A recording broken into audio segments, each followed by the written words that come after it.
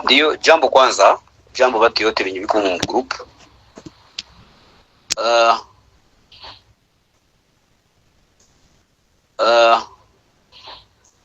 Najipatia fursa ya kujibia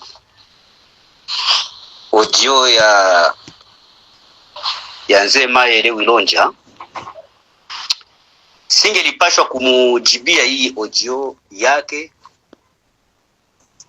lakini naona nijibie sababu watu wa bongo wanakuwaka wa muongo, wanakuwaka wanasikilika sana.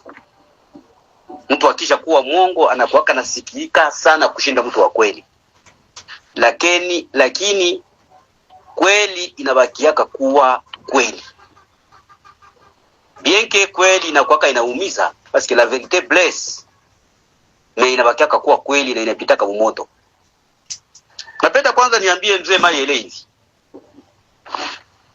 Probleme roho aizekake. Roho parmi mabiungo vyote, parmi maorgane zote za mwili, kwa organe yenye haikuwa kinazeeka. Roho haikuwa kinazeeka. Roho inawazaka tu kitu chenye alikuwa anafanya angali jena anaweza kakifanye tu. Lakini mwili ingine maorgani inamwambia hapana. We roho hapana, auweze we hivi vyenye uko natupeleka mwabio atuweze weza tena sie mwili. Paske akili nayo inachokaka. Roho haichokaki, inabakeka tu pale pale. Na njoo mnakutaka hata mtu anaweza kuwa alishakuwa na miaka 90 90. Meangalia naona mtoto wa 18, wafie wa 18, angalia naona sasa vile ni mwanamke mwenyewe anaweza ikaa naye. Pourtant mwili sasa inamwambia hapana, pale mimi siwezi fika tena.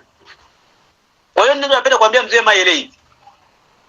Roho aizeeke, na njoo maana angalia najikuta kama vile anaweza kutumika kazi. Hata kama tukisema kama armée inakuwa armée, au kunaweza kuwa integration, au kunaweza kuwa mixage. Est-ce que Mzee Mayele gouvernement inaweza mkamata hapo nini? Kitu gani kenye Mzee Mayele gouvernement inaweza mkamata?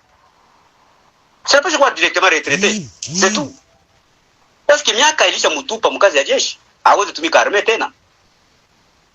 Sasa ndio maana mimi napenda kumjibia sababu kila mtu hawa anajua kazi ya mwingine. Kama mtu alipigana vita 64,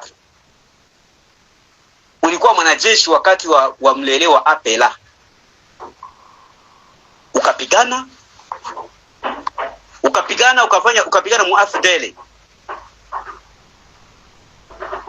ukatoka mu AFDL ukapigana mu FCD, ulishapigana CNDP, ukapigana M23N M23D, unapigana. Est-ce que mwili ungali pale pale? Mwili ungali pale pale?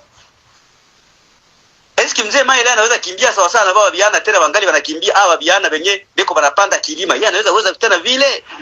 Lakini kwa sababu roho haichokake, angali naona anaweza fanya kazi.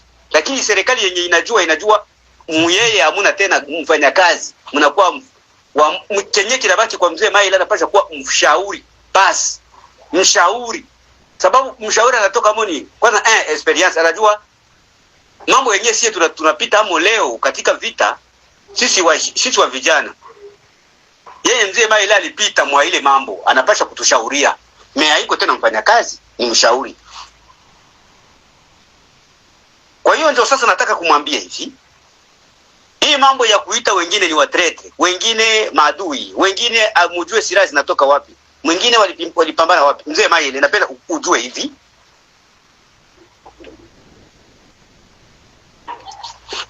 Kusifia kazi ya mwenzako ni lazima sana. Kusifia kazi yenye mwenzako alifanya Mzee